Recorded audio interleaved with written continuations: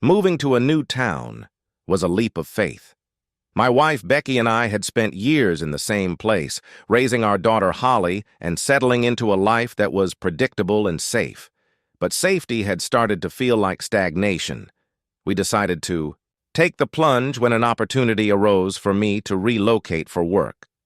Becky, always adventurous, was more enthusiastic than I was, though I eventually saw the potential for a fresh start. When we arrived, the neighborhood seemed perfect. Families filled the streets with warmth, and we quickly became part of the community. I met Matt during a casual weekend barbecue hosted by a neighbor. We hit it off immediately, finding common ground in our mutual love of golf. Becky, too, found her social rhythm, forming a close bond with Pam, Matt's wife. The transition felt seamless, almost too good to be true. It wasn't long before our lives were interwoven with Matt and Pam's. Weekends were spent on the golf course or gathered around their kitchen table for game nights. Our kids got along, and it felt as though we had stumbled into the ideal setup. It was a sense of belonging I hadn't realized I craved. I had just wrapped up a round of golf, finishing 18 holes at 7 over par. Not my best game, but respectable. For years, I've been hitting the course a couple of times a month with my friend Matt. He's about 10 years older than me. Matt had a commanding presence, both in his towering frame and his knack for storytelling. His magnetic personality seemed perfectly suited to his career in real estate, even during lean times. His wife, Pam, a graceful woman with striking features, was dedicated to raising their son, Chet, who had recently turned 18 and was preparing for college. Pam and Becky clicked instantly when we moved in, their friendship growing as quickly as the connection Matt and I had formed. Becky, my wife, has sleek, straight blonde hair that she sometimes styles with a touch of volume. At 41, she's managed to stay in great shape, though the years have brought subtle changes. To me, she was always stunning, at least she was before everything fell apart. That Saturday, I heard the dreaded words. "We need to talk." Those 4 words never lead anywhere good. Becky's tone was serious, and my stomach tightened as I braced for bad news. My mind raced through possibilities. Was something wrong with the car? A family emergency? Or maybe it had to do with Holly, our 18-year-old daughter.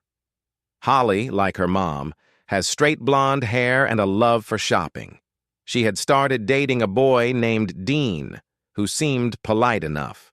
Could she be pregnant? The thought hit me like a punch to the gut. Or worse, was Becky pregnant? I tried to shake off the spiral of thoughts as I sat down at the table, sensing the conversation would be heavy. Becky started softly. "Henry, you know I love you, don't you?" she said, her voice tentative. I nodded, trying to reassure her, though my unease only grew. "We've been together for 20 years, she continued. "I love you more every day, but there's something I need to tell you." Then she dropped the bomb. "I've been seeing someone else. It's been going on for almost a year." I sat there, stunned. She rushed to explain, claiming it didn't change her feelings for me. "I've made sure it doesn't affect you or Holly," she said. "This is something I do for myself, but you're still my priority." She spoke as if it were no different than taking up a hobby. She even compared it to volunteering during her free time, and she had no intention of stopping. When I asked who the man was, she wouldn't tell me, insisting he wasn't anyone I knew. She went on about how her needs had evolved with age, and how this arrangement was what she needed to feel whole. Then she hit me with another shock. She had booked a trip to Hawaii with him. She'd already told Holly it was a getaway with friends, and Holly had apparently been fine with it. I couldn't wrap my head around how easily she'd lied to both of us. Despite my anger and disbelief, Becky seemed convinced we could return to normal after her trip. She said this arrangement was for the best and would keep our marriage intact. But to me, her betrayal had destroyed any chance of that. I pleaded with her. "Becky, please don't go. We can work on this. We can fix our marriage." but she shook her head. "I'm going, Henry. Nothing will change. You'll see. I love you too much to let this affect us." Her words stung, but I knew she had made up her mind.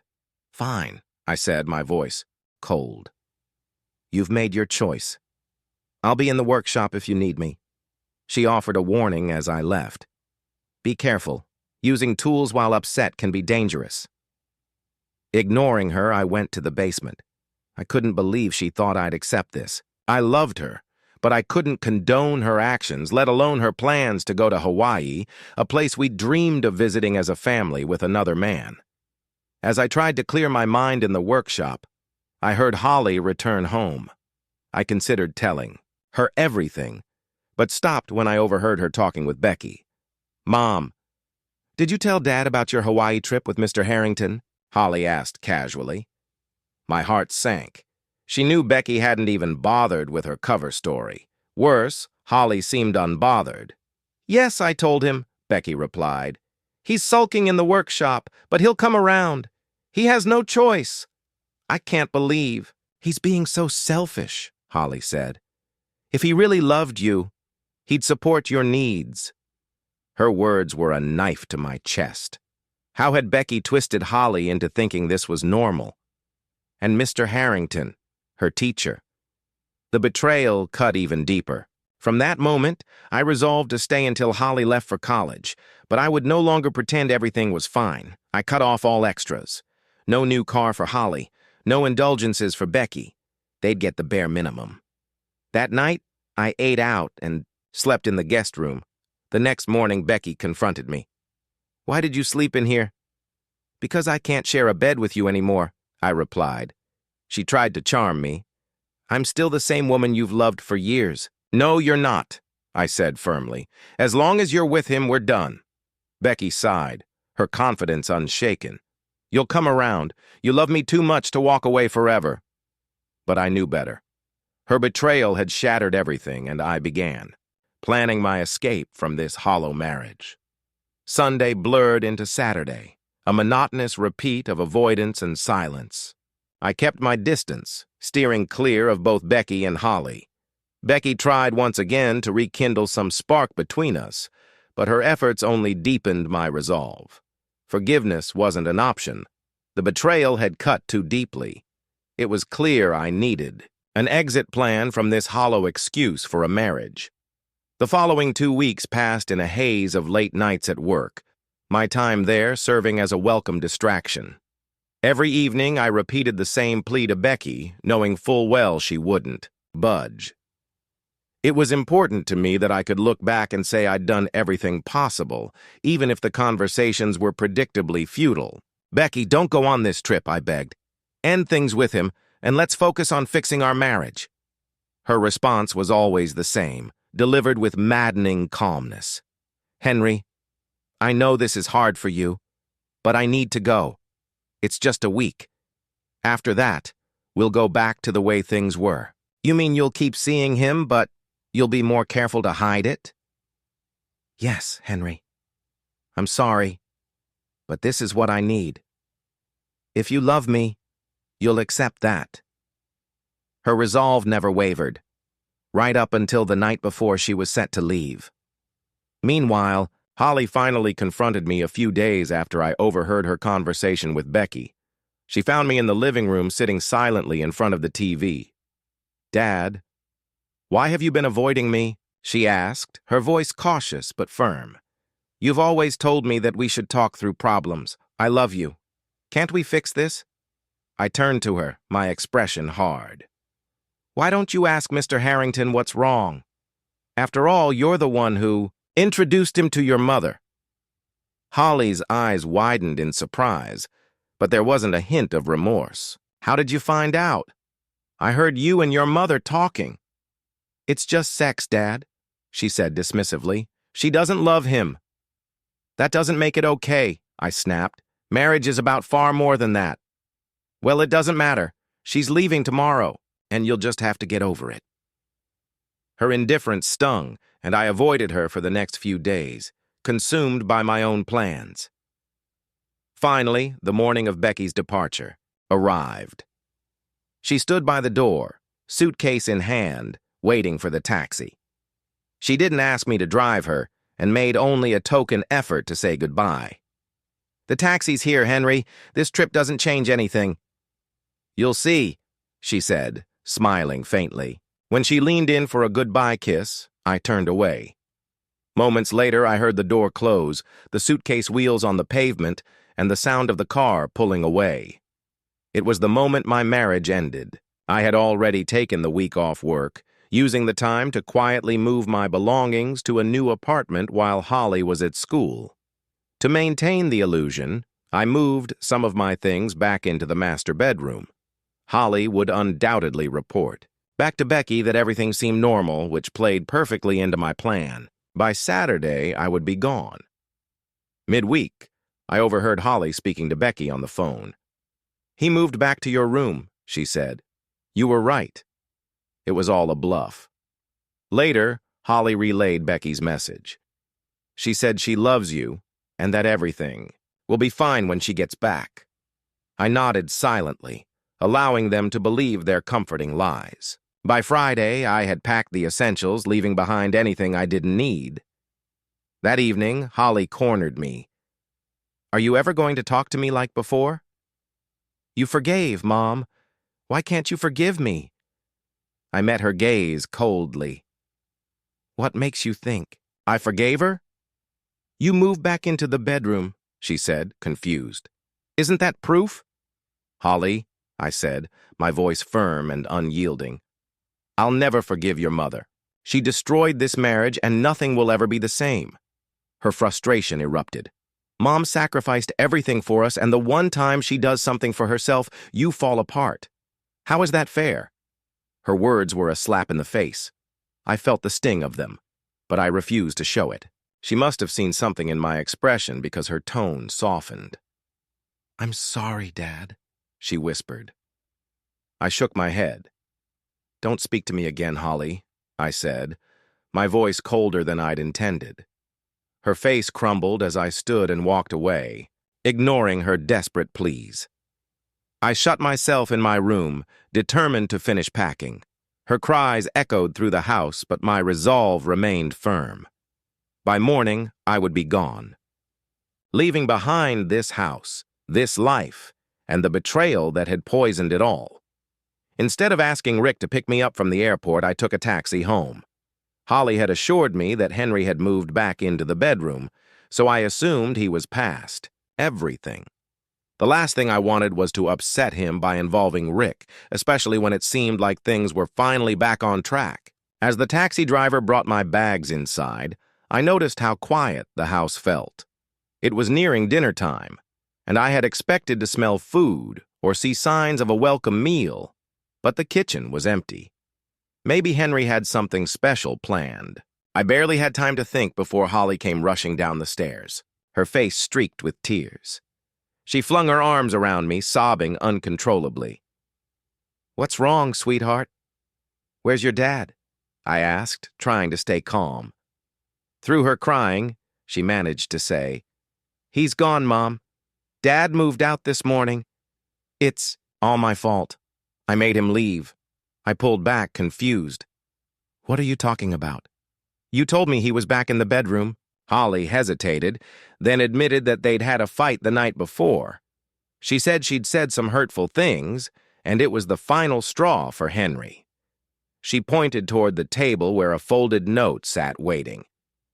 Dread filled me as I walked over and picked it up. Henry's letter was raw and direct. He wrote about feeling utterly betrayed by my affair with Rick, by the trip to Hawaii that was supposed to be our dream together, and by my decision to involve Holly in the lies. He explained that he had moved out, taking only what he needed and left instructions for emergencies, but nothing more. He made it clear that he wanted no further contact from either of us and warned against any attempts to find him. He even mentioned the possibility of consequences for Rick with the school board. By the time I finished reading, tears were streaming down my face. The weight of what I'd done finally hit me. I had convinced myself that my affair with Rick was separate from my marriage, but the fallout proved otherwise. I never intended for Holly to be involved, but things had spiraled. It started with casual conversations about relationships. I'd opened up about my frustrations, and when Holly introduced me to Rick at her choir concert, everything changed.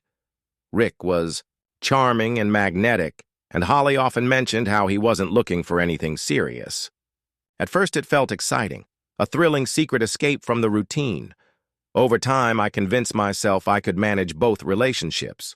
I thought I was giving Henry the love and attention he deserved while indulging in something just for me. When Rick suggested the trip to Hawaii, I decided it was time to tell Henry, believing he'd eventually accept my choices because he loved me, but I had completely misjudged him. What I saw as separate and harmless, he saw as the ultimate betrayal. I thought his love for me would outweigh his anger, but I was wrong. Now he was gone, and I was left to face the wreckage of my choices. Even so, the finality of his letter didn't shake my determination. He hadn't mentioned divorce, and to me, that meant there was still hope. Deep down, I believed he still loved me. If I could find him, apologize, and explain everything, I was sure I could bring him back. His brother Michael would know where he was, and I was confident that Michael's wife, Fiona, would help me. If it came to it, I'd even put things with Rick on hold to focus on getting Henry back. Once we talked, I was certain he wouldn't be able to resist me. I decided to start on Monday. I'd call Fiona and begin tracking Henry down. Together, Holly and I could fix this. I would bring my family back together. No matter what it took, the day was beautiful, and I decided to unwind by the pool. My apartment complex had impressive amenities, a sparkling pool, a well-equipped fitness center, and a stylish lounge for social events. Although I'd lived there for a couple of months, I hadn't done much besides work and unpack. For weeks I'd been stuck in a rut, sinking into the couch and numbing myself with TV. But something had shifted recently. I was ready to move forward. So I grabbed a book, headed to the pool, and settled into a lounge chair to enjoy the sunshine. About an hour later, a shadow fell across my face. When I opened my eyes, a striking woman stood over me. "Hi there. I don't think I've seen you here before," she said with a friendly smile. "I moved in a couple of months ago," I replied, sitting up. "I'm Henry. Michelle, nice to meet you," she said, gesturing to the chair next to me. "Mind if I join you?" "Please do," I said, motioning for her to sit. Michelle was stunning. Long brown hair and easy confidence and no wedding ring in sight. As we talked, her sharp eyes caught the faint tan line on my ring finger. "Recently divorced, or just pretending?" she asked playfully. I exhaled, shaking my head. "Not divorced, but I left. My wife was in Hawaii with someone else." She tilted her head, intrigued. "That sounds complicated. It hasn't exactly been a joyride, I admit it." "But there's no going back," Michelle grinned. "Well, how about dinner tonight? I'm free." "Where should we go?" I asked, caught off guard by her boldness. "Somewhere nice," she said. "And you'll ask me to dance. My daughter's with my sister. So I'm all yours." We spent another hour by the pool before parting ways. As I got ready for dinner, I reflected on how unexpected the encounter had been. My recent past was still weighing on me, Becky's betrayal, and the fractured relationship with Holly, who had adopted her mother's skewed views on loyalty and love. While I knew I had to mend things with Holly, I wasn't about to let Becky's actions hold me back. At 6, I picked Michelle up and took her to a high-end Brazilian steakhouse downtown. She wore an elegant emerald green dress that turned heads, and I couldn't help but compliment her. We held hands on the drive, falling into an easy rhythm of conversation. The restaurant seated us in a cozy corner, and as we settled in, Michelle teased me about the attentive waitress.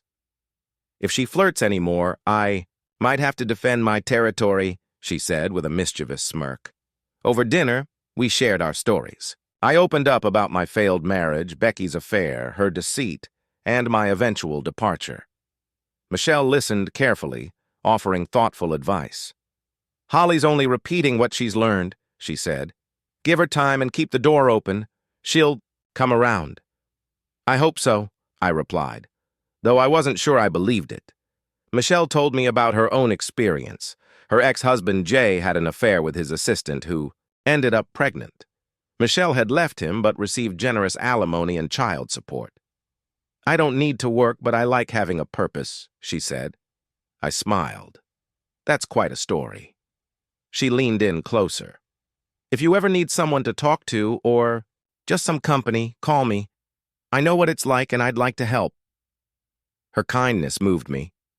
When I stood to kiss her cheek, she turned slightly, her lips brushing mine. "Let's save the longer kiss for later," she whispered with a smile. After dinner, we went to a dance club that catered to an older crowd. Michelle, at 35, was easily the most stunning woman there. Other men tried to ask her to dance, but she declined. We spent the night moving together, our steps natural and unforced. It was nearly 2 a.m. when I walked her to her door. "I had a wonderful time," she said softly. "Me too," I replied. "Can I see you tomorrow?" she asked. "Isn't there supposed to be a waiting period between dates?" I teased. "Nope," she said, smiling. "If I could see you sooner, I would. Breakfast. Then I make a mean omelet," I offered. "I'll be here at 8:30, she said with a grin. The next morning, Michelle arrived on time, carrying a bowl of fresh fruit. She looked radiant in yoga pants and a white top, as if she'd had the best sleep of her life. After greeting me with a kiss, she breezed into the kitchen. "Bacon, spinach, and cheese, please," she said, arranging the fruit on the counter. We ate together and then spent the morning on the couch, talking and laughing. When it was time for her to pick up her daughter Johnny, she kissed me goodbye. "Call me later," she said with a wink. That Monday, I made an appointment with a divorce lawyer. A colleague recommended Denise Duncan, a tough, no-nonsense attorney with a reputation for being fair and efficient. She agreed to represent me, provided I could supply clear evidence of Becky's affair, which I had thanks to a private investigator. Michelle and I talked on the phone every evening. She supported my decision to move forward, often reassuring me, "It'll be worth it." Meanwhile, my brother Michael kept me updated on Becky's attempts to track me down, though he and his wife, Fiona, refused to reveal my location. During my consultation with Denise, we outlined a fair plan for dividing assets, covering alimony, and ensuring Holly's needs were met on the condition that Becky cooperated. That evening, as I debated what to have for dinner, there was a knock at the door. Michelle stood there with a picnic basket, smiling. "I figured you hadn't eaten and wanted to hear how things went with the lawyer," she said, stepping inside over. "Brisket and potato salad." I shared the details of my consultation. Michelle admired my approach. "You're handling this with so much thought and fairness," she said. "It shows what kind of man you are." Michelle stayed a while before leaving to pick up Johnny. As I watched her walk away, I felt something I hadn't in a long time: hope. For the first time, I was excited about what the future might hold. My frustration was reaching a breaking point. Fiona outright refused to help me figure out where Henry had moved, even though I thought women should stick together. I even tried tailing him after work, but he always took such a twisted, indirect route that I lost him every time. Before Henry left, I only met with Rick twice a week after he was gone. Those meetings became more frequent, 3 or 4 times a week, until recently. Now Rick is pulling away, claiming the school board's investigation into our relationship has him worried about his job. The union isn't offering much hope, and the whole situation has spiraled into a mess none of us expected. Looking back, maybe going to Hawaii was a mistake, despite how amazing it was. Financially, things are tight. Henry barely gives me enough to cover basic bills, and he even threatened to cut off the cable because of a few rented movies. Holly's upset too. With no extra money, her boyfriend Dean is footing all their bills, and now he's pushing her for sex. She blames me for it. At the heart of this is Henry's overblown ego. He can't handle the idea of someone else stepping in to meet my needs. But when he comes back, I'll be clear. Either he steps up and takes responsibility, or he learns to live with my arrangement with Rick. There's no middle ground. On Friday morning at 9:45, my phone buzzed. That was about the time Becky would have gotten the divorce papers. I didn't answer, but later checked the voicemail. Henry, this has gone too far. I tore up those papers. I'm not signing them, and we are not getting divorced. You need to meet with me so we can sort this out. Call me. Her reaction didn't surprise me. I knew she'd resist the divorce, clinging to her belief that I should accept what she did. But I couldn't ignore the truth anymore. The private investigator had uncovered undeniable proof, especially from her Hawaii trip, where discretion was clearly an afterthought. That evening, I was meeting Michelle's sister Lori and her husband Jeff for dinner. It was my first time meeting her family, and I couldn't help but feel nervous. Michelle, however, looked incredible in a knee-length purple dress with an elegant, open back, her confidence settling some of my jitters. At dinner, Lori didn't hesitate to dive into personal territory. Michelle mentioned, "You're in the middle of a divorce. How's that going?" I explained that Becky had received the paperwork, but was determined to drag things out. She can't stop it from happening, but she's doing her best to make it difficult. Lori leaned forward. "And Michelle, how long do you expect her to wait for you?" "I don't expect her to wait," I said firmly. "This divorce isn't just about ending my marriage. It's about starting a future with her. I'm doing this because I want us to have a chance." Lori seemed to appreciate my honesty, but couldn't resist a playful warning. "Well, you better bring your A game on the dance floor tonight." The evening turned out better than I could have hoped. Michelle and I were inseparable, except when we switched dance partners. During a dance with Lori, she looked me in the eye and said, "Michelle cares about you deeply. Please don't let her down." "I won't," I assured her. "She means everything to me." Back at the apartment complex, Michelle kissed me goodnight before heading off to pick up her kids. I was just getting into bed when I heard a knock at the door. Looking through the peephole, I saw her standing there.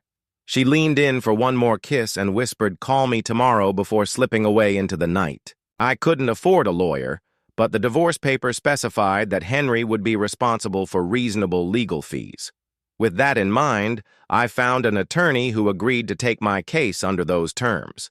She explained that refusing to sign the EI papers wouldn't stop the divorce. It would still go through. In that scenario, a judge would likely impose the same terms Henry proposed. I'd keep the house until Holly finished her senior year, plus an additional year. Child support would last 3 years, and spousal support would continue until June. After that, the house would either be sold or one of us would buy out the other. It was hard to believe my life had unraveled this way. Why had I risked my marriage for something so meaningless? When I called Rick, hoping for some kind of comfort or support, he refused to meet with me. "It was only exciting because you were married," he said bluntly. "Now that Henry's out of the picture, it doesn't matter anymore." Henry had been right all along. Rick really was an a-hole. Holly wasn't coping well either. She missed her dad terribly. They'd always been close, and his absence left a huge void in her life. Everything around me felt like it was crumbling, and I had no idea how to make it right. 2 weeks had passed since I met Michelle's sister Lori, and nothing had progressed with the divorce. Becky still refused to sign the papers and insisted on counseling, even though it was pointless. Meanwhile, Michelle and I continued to see each other whenever we could, thanks to Lori, who often stepped in to babysit. That Saturday, Lori offered to watch Johnny again so Michelle and I could have a night out. We went to dinner and then planned to catch a live band downtown. Over. Dinner. We held hands quietly, savoring the calm, until a sharp, angry voice shattered the moment. "Get your hands off my husband!" I turned to see Becky storming toward us, her friends trailing awkwardly behind her. She glared at me and shouted, "You're still married to me, remaining calm," I responded. "Congratulations, Becky.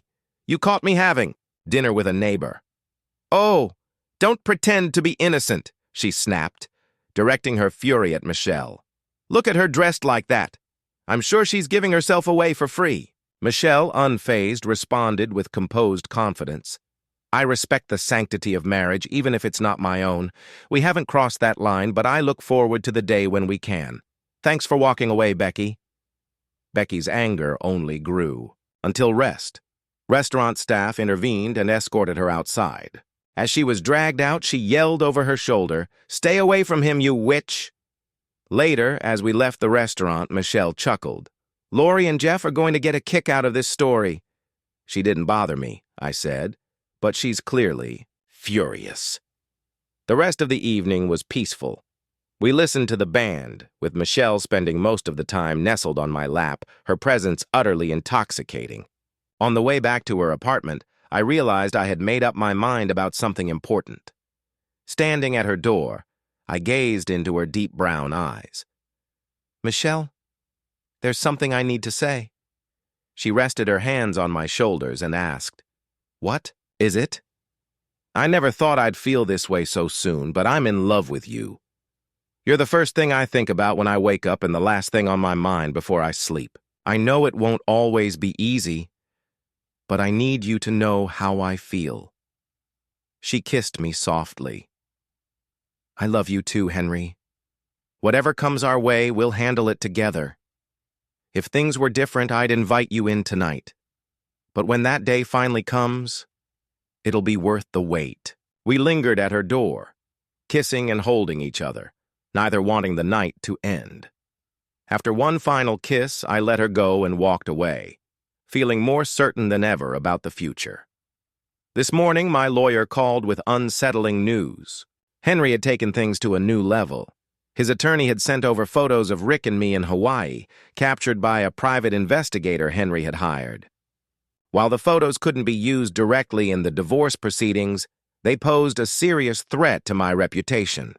If the divorce is finalized, those images could ruin my chances of landing a decent job. Looking back, I realized confronting Henry and Michelle at the restaurant was a terrible decision. I underestimated Henry, mistaking his generosity for weakness, and assumed he'd tolerate sharing me as much as I enjoyed my time with Rick. It wasn't worth losing my marriage. I never imagined things would spiral this far out of control. It's been a little over a month since the Hawaii trip, and my life keeps unraveling. Today, Holly came home in tears after Dean broke up with her. I'd scraped together a little money for their date, and when he arrived, she was so excited. I even started imagining a future for them, marriage, maybe kids someday. But when she came back crying, she ran straight to her room. I followed her and lay down beside her, trying to comfort her. "What happened, sweetheart?" I asked gently. Through her sobs, she explained, "Dean broke up with me, Mom." "But why? Everything seemed fine," I pressed, confused. She hesitated before responding. "He kept pressuring me to have sex, and I kept saying no. Then he said he expected more from me because of how you are. He said I was just like you in every other way." I froze, anger building. What did he mean by that? I urged her to continue. Her voice trembled as she explained. "I told him what you told me, that it's normal for women to have lovers because men slow down as they get older. Then he asked if I'd cheat on him if we got married. I didn't know how to answer.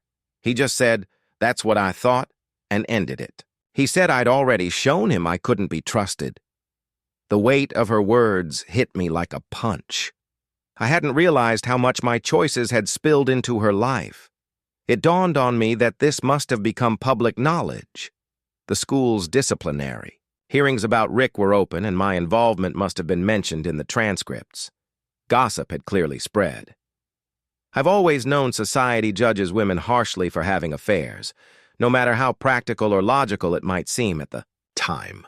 But living it, you never expect to be exposed, and you rarely think about the consequences. I'd convinced myself Henry wouldn't speak out. Admitting my affair would also expose his own failings. But I was wrong. Everything is unraveling. I'd followed my mother's advice, trusting her experience. She told me my dad had been furious when he found out about Uncle Leo, but eventually stayed quiet to avoid public embarrassment. She claimed the arrangement worked for years, and despite the shift in their relationship, it was worth it. I see now how flawed that perspective was. Now I have no choice but to try to fix things with Henry. Rick is out of my life, so I can. Promise Henry I'll never see him again. If I can reassure him and rebuild his trust, I'll be more careful in the future, discreet and smarter. Tomorrow I'll try once again to follow Henry after work. Maybe I can get him to talk to me. To see reason and to come back. It's my last shot. Today I spoke with Denise Duncan, and Becky still refuses to sign the divorce papers. She insists on meeting to talk things through. Denise suggested I meet her to make it clear I wouldn't tolerate her behavior. Otherwise, she might delay the process for months. I told her I'd consider it, but my thoughts were elsewhere. What else was on my mind? It's been 5 weeks since I met Michelle, and I'm deeply in love with her. Tonight, I'll meet her daughter Joni for the first time. Michelle assured me it wouldn't be a make-or-break moment, but I was still nervous. Joni's approval mattered. We went to Chuck E. Cheese, choosing neutral ground for introductions. Michelle sat up front, holding my hand while I felt Joni's curious eyes from the back seat. At the restaurant, we ate, played games, and bonded. Joni pulled me into a maze where I lost a game of tag, and then surprised me by asking, "Will you be my new dad?" I knelt to meet her gaze, recalling similar moments with Holly. "I'd like to be if you're okay with it," I said. She smiled. "I think I'd like that. You played with me, and Mom says you make her happy." Tears welled up as I hugged her. She reminded me of what I'd lost with Holly and what I'd found in Michelle and Joni. Michelle watched us closely, her face glowing with approval. The evening ended with ice cream and a story for Joni before bed. Later, Michelle curled up beside me on the couch. "Ready to be a dad again?" she asked. I wasn't sure at first, but after meeting Joni, I can't imagine anything else. She hesitated before asking, "What about having a child together?" "Nothing would make me happier," I replied. "Marriage to you, becoming Joni's dad, and having a child of our own. That's my dream." Her smile widened. "I know I said I'd wait for your divorce, but I can't anymore. That night we made love, and I turned off my phone. The next morning, I listened to a voicemail from Denise. "Henry, Becky has agreed to sign the papers. She'll be in my office next week." It felt like closure. Becky later admitted her reasons for relenting. Watching Holly cry over Dean made me realize the damage I was causing. Fighting this divorce would only hurt her more. In her own way, Becky coped with her decision. She confessed. "I went to a club, got drunk, and went home with the first man who asked. The next morning, I left, called a taxi, and spent the day regretting everything. Meanwhile, my weekend with Michelle and Joni was perfect. We went to the zoo on Saturday and had dinner at Lori and Jeff's on Sunday. Joni played with their kids while Jeff manned the grill. "She's my reason to keep going," Jeff said of Lori. "I want her to be proud she married me." "You're doing great, Jeff," I replied. "Michelle's lucky to have all of you," Jeff grinned. "She's crazy about you, Henry. What happened with Becky was awful, but I'd bet my life Michelle would never betray you." "I believe that too," I said. "Otherwise, I couldn't love her the way I do." With Becky's signature expected soon, I planned to bring Michelle to the altar as quickly as possible after the 90-day waiting period. My mind was in a fog. I'm pretty sure. It's Wednesday, though I've completely lost track. Since last Friday, when I finally caved and signed the divorce papers, my nights have blurred into a string of bad decisions, drinking too much and leaving with different men. At least the more recent ones were an improvement over the first. I guess drowning my sorrow has some standards. Today, assuming it really is Wednesday, I'm supposed to finalize the papers. I can't imagine my life without Henry. I still love him deeply, even though something inside me felt incomplete. For a time, I thought Rick might be the answer to what I was missing. But Henry was the man I envisioned growing old with, sharing a lifetime of memories, spoiling grandchildren and exploring the world together. Now, all I'm left with is regret, knowing how foolish I've been, and the thought of Henry moving on, especially with that stunning brunette I saw him with at the restaurant, tears me apart. She was breathtaking, younger than me, and every bit the kind of woman I'd never want to compete with. How much worse would it be if I not only ruined my own life, but also handed the love of my life over to someone like her? I don't think I could bear it. At the lawyer's office, I met with Henry's attorney alongside mine. I was secretly hoping Henry might show up, but he didn't. When the papers were brought out, I was crushed to see his signature already there, dated weeks ago. He'd been ready to move on long before I was. And honestly, I can't blame him. Maybe one day I'll have the chance to tell him how sorry I am. For now, all I could do was let my lawyer review everything and, once assured it was in order, add my signature to the end of our story. That night, I had dinner by myself. Holly had been spending less and less time at home, probably trying to escape the mess I'd become. Afterward, I got dressed and headed back to the club. At one point, I spotted a group of 3 younger guys and walked straight over to them. "Here's your chance at something unforgettable," I said. "All it's going to cost you is a hotel room." We left the bar in a rush, practically leaving a trail behind us. By the time we reached the hotel, I was stone-cold sober. This, I told myself, was my penance for all the damage I'd done. Once the paperwork was signed and submitted, there was a mandatory 90-day waiting period. 30 days had already passed. My love for Michelle and her daughter Joni continued to grow stronger. By now, Joni had started calling me Daddy, and every time I heard it, it filled my heart with warmth. Lori and Michelle had already thrown themselves into wedding planning. They didn't want anything extravagant, but their vision included plenty of flowers and a lively reception. I gave them full control over the details. I just wanted them to be happy. I had proposed to Michelle the very day after Becky finalized the papers. I simply couldn't wait any longer to give her a ring and start our new chapter together. However, I still wrestled with the aftermath of Becky's actions, especially when it came to Holly's role in everything. Becky's decisions were driven by self-interest. She had her reasons, even if they were selfish. She believed she was pursuing what she needed, and since she stood to gain from it, her actions made sense in a way. Holly, on the other hand, wasn't a direct beneficiary of Becky's choices. If anything, her only gain seemed to be her mother's happiness. And yet, Holly appeared to take satisfaction in my humiliation, something I couldn't easily understand or forgive. As a young woman, Holly seemed able to empathize with Becky's perceived needs and was genuinely happy to see her mother fulfilling them. My objections, unfortunately, didn't seem to affect Holly's support for Becky's decisions. Becky had framed taking a lover as a natural and almost inevitable step for women, a kind of rite of passage. Deep down, I believed Holly had been manipulated by Becky's self-centered and destructive worldview, making her another sufferer of the situation. What hurt most was reconciling Holly's joy for her mother with the disregard she showed for my feelings. To her, only Becky's happiness seemed to matter. And that growing sense of alienation between us became one of the hardest parts of this ordeal. One of the things I cherished about Michelle having a daughter was the chance to start fresh. I saw it as an opportunity to do better this time, to be the kind of parent I hadn't always been with Holly.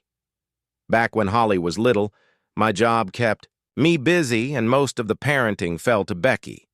At the time, it didn't seem like a problem. I still made time for Holly and we had our moments together. Holly had been passionate about soccer and volleyball in her younger years, and we spent countless hours practicing those skills. But those were surface-level interactions, not opportunities for teaching deeper life lessons like the values that sustain a marriage or build meaningful relationships. I focused on teaching her resilience, determination, and discipline while trusting Becky to guide her in other areas. That decision turned out to be a mistake. Now I couldn't help but wonder if there was any way to repair the damage done.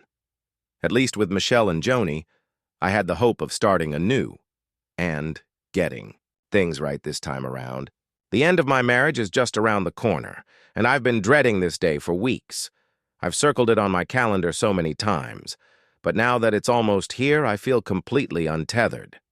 Without Henry, the life I once cherished feels like it's vanished into thin air.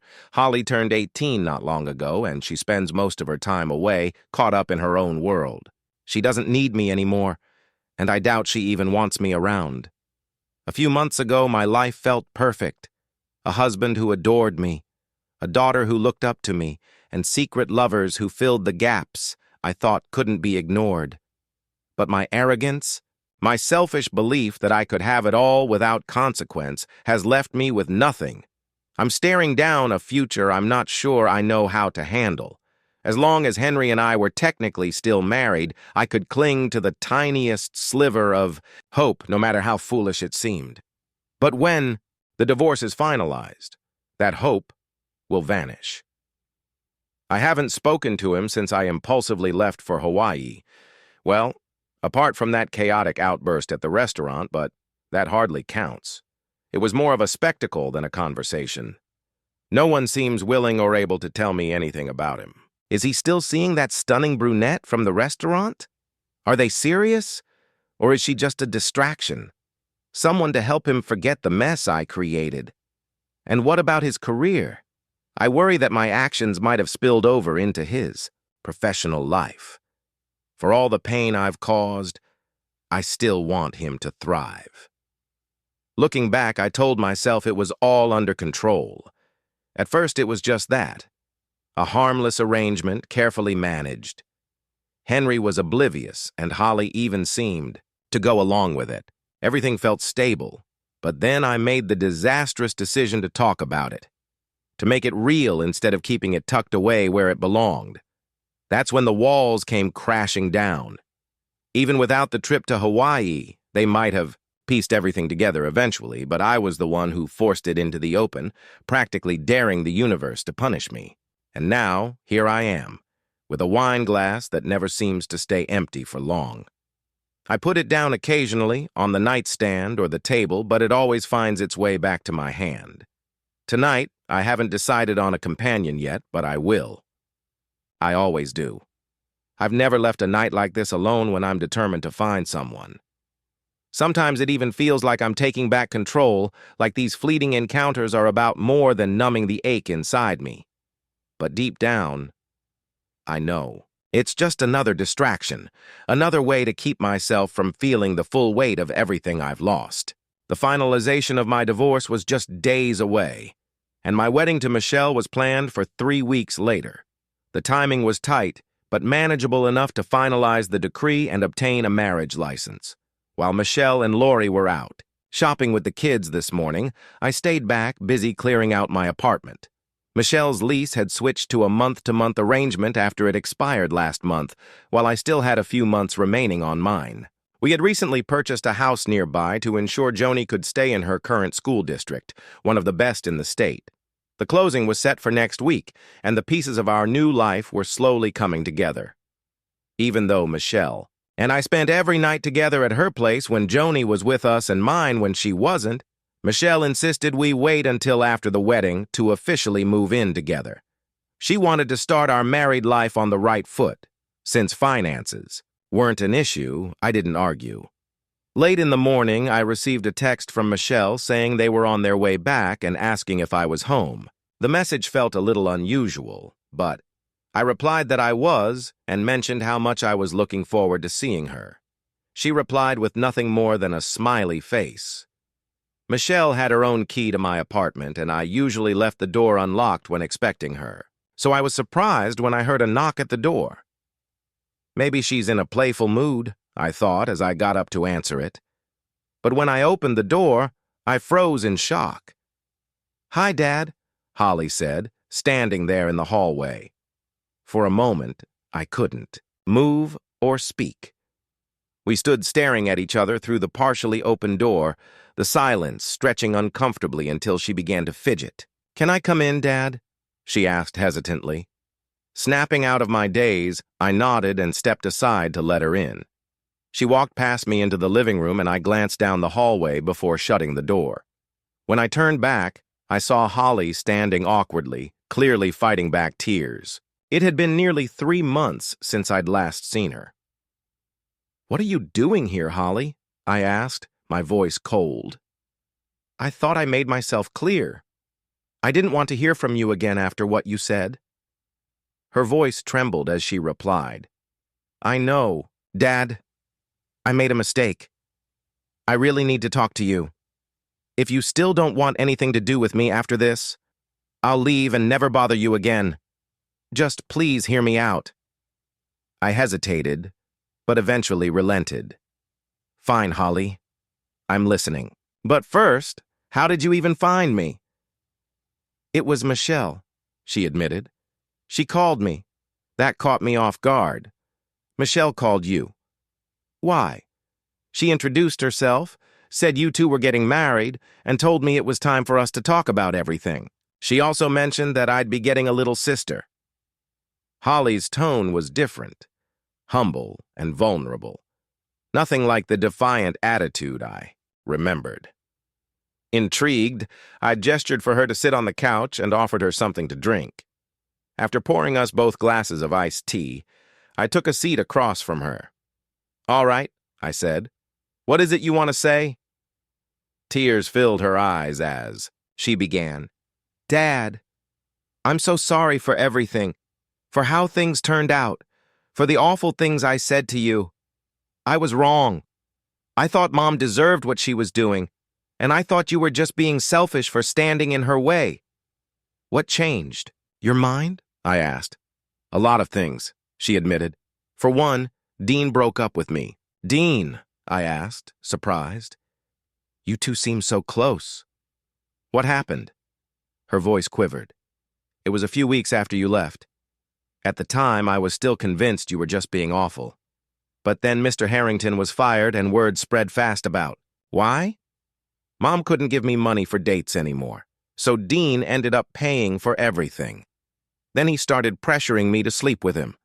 I felt my protective instincts flare. "And did you?" "No, Dad," she said firmly. "I didn't." Relieved, I nodded. "Good, what else?" "Well," she continued, "Dean asked me if I believed what Mom said. About needing to put yourself first meant I'd cheat on him someday. I didn't know how to answer, and he assumed the worst, so he ended it." "Would you have cheated?" I asked gently. "No," she said, her voice steady. "Not now, not ever." I noticed she kept calling me Dad, and it struck a chord. Encouraging her to go on, I listened as she explained. "I spent a lot of time with Leslie's parents after the breakup. They were kind, even when others weren't. When I repeated some of the things Mom told me, that women have a right to focus on their own happiness, they said Mom was selfish and unfair. "You won't get any argument from me there," I said quietly. They also talked about marriage vows and what they mean. Leslie's mom shared a story about her husband being really sick and telling her he'd understand if she wanted to find someone else. She said she almost hit him for suggesting it because their vows meant more than that. She made me realize that Mom only thought about herself." Holly's voice broke as tears rolled down her cheeks. "Dad, I'm so sorry for believing Mom without thinking. I got caught up in her excitement and thought it was fun to keep her secret, but I was wrong. I know that now." Tears began streaming down Holly's face as she sat across from me. I grabbed a napkin, leaned over, and pulled her into a firm hug.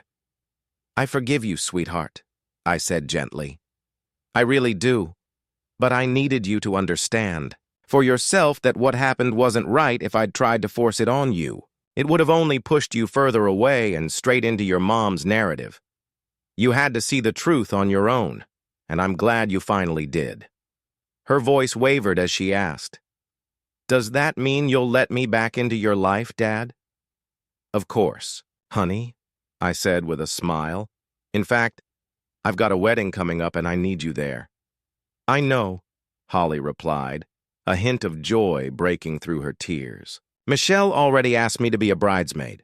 Leslie's going to be there too. I'm really excited. I chuckled, thinking to myself how brilliantly Michelle had orchestrated this. She always knew the right move, a quality I deeply admired about her. But I noticed Holly still seemed hesitant, like something else was weighing on her. "What's on your mind, sweetie?" I asked. "You can tell me." She hesitated before finally speaking. "It's hard to ask this, Dad. I don't want to seem selfish, but she trailed off. "Just say it, Holly." "We'll work it out," I encouraged. "Dad, can I live with you and Michelle?" she asked, her voice barely above a whisper. At first, I thought it was about money. I knew Holly had been struggling since I only provided Becky with just enough to cover the basics. "You know, after the divorce is finalized, your mom will be better off financially. I'll be paying more in support." Holly shook her head, her worry evident. "It's not about money, Dad. I can't stay there anymore." My heart sank. "Why, Holly? What's going on at your mom's place? She's not the same anymore, Dad. She's always drinking. Sometimes she doesn't even come home at night. When she does, it's because some random guy drops her off and Mrs. Malone has to help her get her car the next day." The idea of Becky bringing strangers into the house immediately set me on edge. "Does she bring them inside?" I asked, my voice tight with concern. "I don't know for sure," Holly admitted, "but I wouldn't be surprised. I've started spending most nights at Leslie's place." I sighed, my protective instincts flaring. "Of course you can stay with us, honey, but we can't just ignore this. Your mom needs help." I sent Michelle a quick text, asking her to come over. Holly and I were still sitting on the couch when Michelle arrived, with little Johnny trailing behind her. "Well, I guess the wedding is still on and you're not mad at me for inviting Holly?" Michelle teased. "You're not getting out of marrying me that easily," I replied, smiling. Michelle sat beside Holly while Johnny climbed onto my lap. "Honey, we got a situation," I said, explaining what Holly had shared about Becky's behavior. It was clear Becky was spiraling and we couldn't just stand by. Despite everything, she was still Holly's mother. And once upon a time, she'd been a big part of my life, too. Michelle was as supportive as ever. "Do what you need to do," she said, placing her hand on mine. "If you want, I can come with you." I shook my head. "I think it's better if I handle this alone. Holly should stay here with you." That evening, I returned to the house I hadn't set foot in since leaving. The yard was slightly overgrown, but otherwise it looked the same. Becky's car was in the driveway, and thankfully there were no other vehicles. When she answered the door, I barely recognized her. Her hair was disheveled, her robe looked ancient, and she had lost weight. She looked at me with a mix of surprise and desperation. "Henry, oh my God, you're back," she said, her voice trembling. "Please tell me you're here to take me back. I'll do anything, Henry. Anything." "No, Becky," I said softly but firmly. "I'm not here for that. I'm here to help you. Holly told me what's been going on. You can't keep living like this." Her face crumbled, and she seemed to retreat into herself before abruptly lashing out. "You talked to Holly? You forgave her? What about me, Henry? Don't I deserve forgiveness too?" "I do forgive you," I replied, trying to keep my voice steady. "But that doesn't mean we can go back to how things were." Her voice rose with desperation. "Why not?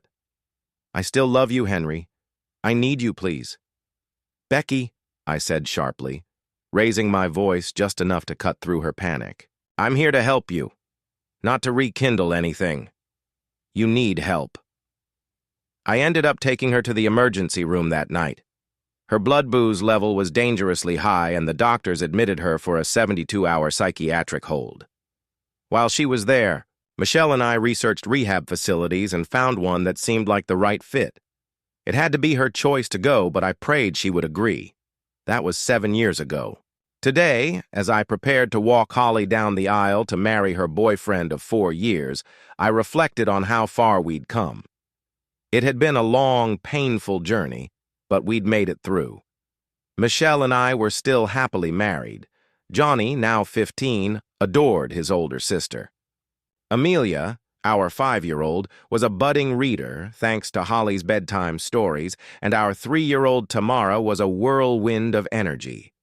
Michelle, 8 months pregnant, glowed more beautifully than ever. Every so often I thought about the Becky I had once loved, but as I looked around at the family I'd built and the life we shared, I knew I wouldn't trade it for anything.